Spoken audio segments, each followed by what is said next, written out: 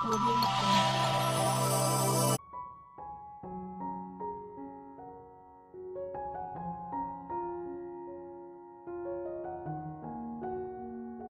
தமிழ் பத்திரிகையாளர் சங்கம் சார்பில் 3ஆம் ஆண்டு தமிழ் புத்தகத் திருவிழா பெங்களூரு டாக்டர் பி.ஆர். அம்பேத்கர் சாலையில் உள்ள இன்ஸ்டிடியூட் ஆப் என்ஜினியர்ஸ் வளாகத்தில் டிசம்பர் 20 தேதி முதல் 29 தேதி வரை 10 நாட்கள் நடைபெற்றது.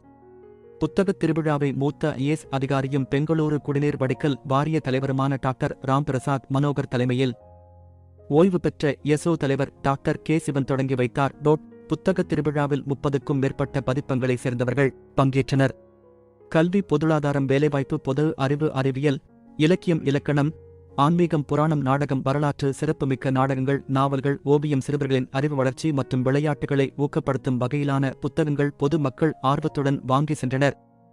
புத்தகத் திருவிழா நடைபெற்ற நாட்களில் தினந்தோறும் பொதுமக்கள், பள்ளி கல்லூரிகளில் படிக்கும் மாணவர்கள் பங்கேற்ற வினா விடை போட்டிகள், மொழித்திறன் போட்டிகள், நாட்டுப்புற கலை போட்டிகள், கவிதை, கட்டுரை, நடனப் போட்டிகள் நடைபெற்றது. சமூக முற்போக்கு நாடக அரங்கேற்றம், தமிழறிஞர்கள், எழுத்தாளர்கள், விண்வெளி ஆராய்ச்சியாளர்கள் எழுதியுள்ள நூல்கள் வெளியீடு, பட்டிமன்றம், கருத்தரங்கம், கவியரங்கம் ஆகியவை நடைபெற்றது. புத்தகத் திருவிழாவில் சிறந்த நூல்களுக்கு ரூபாய் 25,000 பரிசும், போட்டியில் பங்கேற்கும் மாணவர்களுக்கு ரூபாய் 3 லட்சம் வரை பரிசுகள் வழங்கப்பட்டது.